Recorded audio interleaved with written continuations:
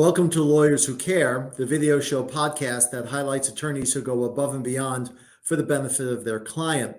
On each episode, we're going to meet a new lawyer and they will share stories about when they went above and beyond legal counsel for the benefit of their client. My name is Andrew Samalin. I'm the principal of Samalin Wealth, a nationally recognized wealth management firm for lawyers, law firms, and their clients. And today we have a very special guest. His name is Sean McQuaid. He is an attorney with Battaglia, Ross, Dickus, and McQuaid in St. Petersburg, Florida. That's a mouthful. They focus on personal injury and criminal defense. Welcome, Sean. Thank you, Andrew. Thank you for having me on the podcast. Great. So when we started off earlier today, just getting ready for the podcast, you had a fabulous story about a topic you're going to discuss. But before we go into that story, could you share with us a little bit about what made you want to go into the field and how you got started? Sure. I mean, it's not the sexiest of stories, but when I was getting ready to graduate from college, probably half of the kids in school were heading to Wall Street. The other half were continuing on in their education. And I was in the half that said, I'm not ready to go to Wall Street. And I'm probably not ready to go into the business field. So I started looking at law schools, and I always wanted to go to school in Florida. And sight unseen, I applied to all the schools in Florida, got accepted, and made my way down here to Stetson College of Law, which is in Gulfport, just right next to St. Petersburg. And for 3 years, it was like being on spring break. So by the time I graduated, I said, should I go back to New Jersey where I'm from, or should I stay down here? And you know what happened. I stayed down here. So been in St. Petersburg ever since. Guys, a lot of growth in St. Petersburg as well. Oh, it's a booming city. When I first came down here, there really wasn't a whole lot of action. It was mostly a retirement community. But over the last, I'd say 10, 15 years, it has really exploded. And there's an active young professional business community, and it's really a place to be. Great. Tell us your story. Sure. So, I know the subject of the podcast is lawyers who care and those that have gone above and beyond for their clients. So I've got a bit of a doozy, I think, and I'm going to put that out to all the other lawyers that have come on the show to try to beat this one. But in any event, so, I do a little bit of criminal defense, and I do primarily personal injury. But I found that being at several cocktail parties, the personal injury stories do not quite have the same effect as the criminal defense stories, right? There's a little bit of a yawn factor when you start talking about an auto accident. But people want to hear about criminal cases, right? So this story happened, I don't know, I was a young lawyer, probably 2 or 3 years out of law school, and I didn't really have many clients of my own. And I was working for my senior partner, Aubrey Dickus, who's also a named partner. And so we had this guy. He was just about my age, and he had a terrible drug addiction. We had represented him before, and I mean, he was a mess.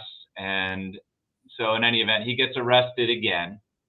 Now, this time it's for burglary, dealing in stolen property. I mean, you name it, he committed the crime. So what had happened was he had broken into his elderly neighbor's house and had stolen like everything from the house, checkbooks, cash. But most importantly, he had stolen like an arsenal of firearms. And so he had taken all the guns, the handguns, and had pawned them. Well, there was also an AK-47 that he stole. And he took the AK-47 and traded it for drugs with his drug dealer. I think it was crack. So in any event, he gets arrested. The case comes in. His father was involved in helping him out. And my senior partner looked at me. He's like, hey, this one's all yours. So I said, okay, hey, I didn't know any better. I'm thinking to myself, I got my own case. Great. Let's go help this guy. So I start talking to the kid's father, and I said, look, this guy's looking at a lot of prison time. We need to kind of fix the problem. So we start going around. He says, okay, well, I'll replace the cash. I'll pay my neighbor back all the cash. then we started going around to all the different pawn shops, and we were buying the guns out of pawn. We did all that. But the main issue was what happened to this AK-47. So I meet with my client in jail, and he's like, Sean, I pawned this. My drug dealer is in downtown Clearwater in like this really seedy part of town. He's like, but that's where the AK-47 is. Can you go get it? And I would not advise this to any new lawyers, any young lawyers. But I said, yes, I'll try. I don't know what I was thinking, but okay. So I drive out to this shadiest part of Clearwater, and I go to this house. And of course, the house is, it's got metal bars on the front door and on the windows, and the windows are covered with sheets from the inside, right? So I'm like, okay, this looks like this must be the house. So I walk up to the door and knock on the door, and hear some like rustling inside, and I'm thinking to myself, oh geez, what did I get myself into? And then I see the sheet pull back on the window and his head pop out, and the guy says, "Are you 5-0?" Which means, are you the police? You 5-0? And here I am. No, sir. My name is Sean McQuaid. I'm a lawyer. I represent so-and-so. And he said there might be an AK-47 that was given to somebody inside. The guy behind the sheet says, man, get the hell out of here. I said, okay, sir. Thank you for your time. The sheet goes back, and I walk back to my car thinking the whole time, okay, when am I going to get the bullet through my back here as I'm walking in my car? But needless to say, I didn't get the AK-47. The client wound up going to prison for a long time. But and I wouldn't, and please don't tell my mother that I did this. Yeah. Okay, but the moral of the story is, I think that qualifies for as a lawyer who went above and beyond for their clients. So that's my story. I mean, there's so much material there for me to riff on, but we have a limited time that we could shoot this video. And I know you've got plans after this, and so do I.